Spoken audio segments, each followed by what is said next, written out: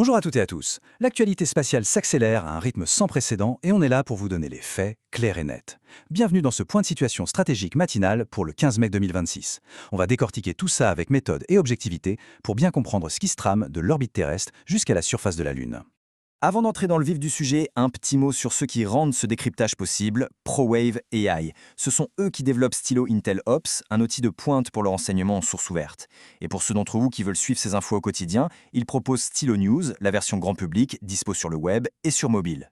Alors, voici le programme ce matin. On commence par un aperçu global du renseignement, on enchaînera sur les menaces mondiales dans le domaine spatial, ensuite on verra les impacts au niveau local, national et international, on fera le point sur les perspectives des décideurs et le sentiment social, pour terminer sur les lancements à surveiller de très près. On attaque tout de suite avec notre première partie, l'aperçu de la mise à jour du renseignement. D'un point de vue purement géographique, le théâtre des opérations est aujourd'hui totalement mondialisé. D'un côté du globe, on observe des sites étrangers stratégiques comme le cosmodrome de Plesetsk en Russie ou le centre de Jiuquan en Chine. Et face à ça, l'infrastructure spatiale américaine tourne à plein régime, notamment avec les bases majeures de Vandenberg en Californie et de Cap Canaveral en Floride. Le décor est planté. Ce qui nous amène directement à notre deuxième point, les menaces mondiales dans le domaine spatial. Regardons les faits avec objectivité pour comprendre les capacités de chaque acteur. La Russie maintient une doctrine très claire axée sur la guerre électronique et le développement d'armes anti-satellites co-orbitales. La Chine, de son côté, s'appuie sur une constellation de surveillance massive, avec une capacité de lancement ultra rapide et l'usage de technologies qu'on appelle à double usage, c'est-à-dire civiles et militaires. Enfin, on note que la Corée du Nord agrandit en ce moment même ses installations de SOAE, et selon les rapports avec l'assistance technique de la Russie. Et sur le terrain, ça se traduit par des perturbations tactiques assez spécifiques. On a enregistré de récentes interférences sur les systèmes GNSS, pour faire simple du brouillage de signaux GPS, qui ont touché des opérations aériennes au-dessus de la Bavière, en Allemagne, et de Plzeň, en République tchèque. C'est l'exemple typique d'une opération hybride qui impacte directement nos infrastructures.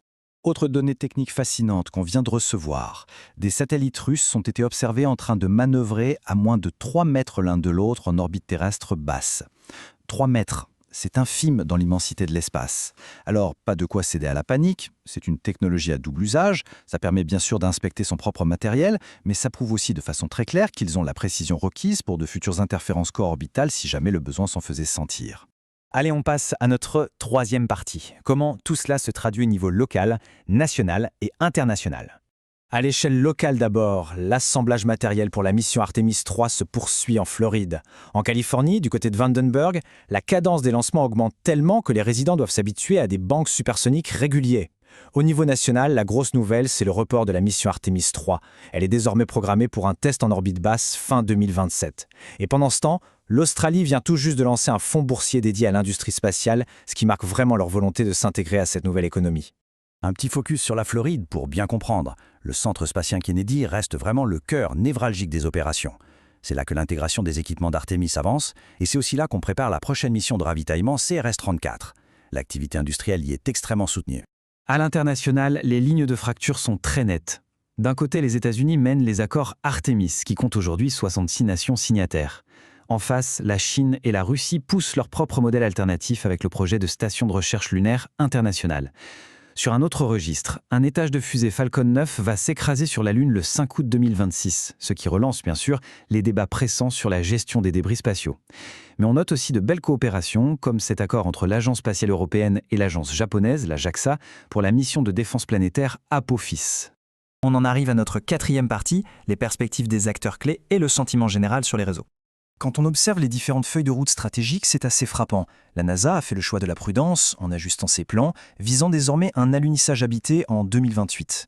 De l'autre côté, l'administration spatiale chinoise, la CNSA, déroule son calendrier de manière très méthodique, avec l'objectif de poser des humains sur la Lune d'ici 2032. Deux stratégies différentes pour un même objectif historique. Et cette dynamique du développement face à la prudence, on la retrouve parfaitement ici. Le secteur privé, porté par SpaceX, met le pied au plancher, lancement Rafale, itération technologique ultra rapide, ravitaillement en orbite. Mais en face, les instances régulatrices, comme le Bureau des Affaires spatiales des Nations Unies, l'UNOSA, tentent de calmer le jeu.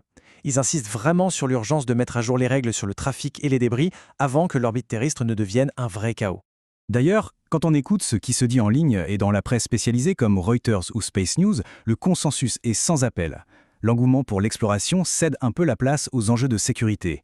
Tout le monde, observateurs comme experts, s'accordent à dire qu'il faut absolument de meilleurs protocoles pour la gestion des débris et qu'une stratégie de dissuasion pour ces fameuses technologies à double usage est désormais indispensable.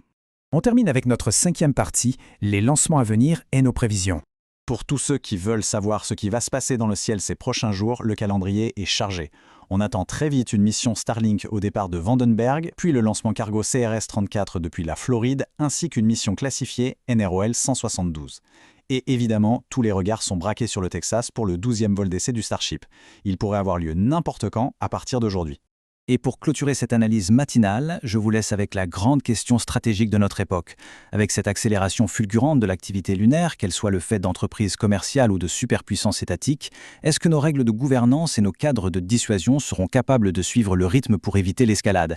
C'est le défi majeur de la prochaine décennie spatiale.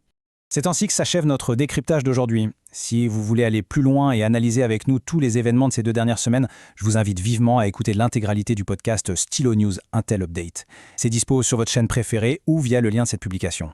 Merci à tous d'avoir été avec nous ce matin. N'oubliez pas de vous abonner sur stylonews.com pour recevoir votre actu sur mesure propulsée par l'IA.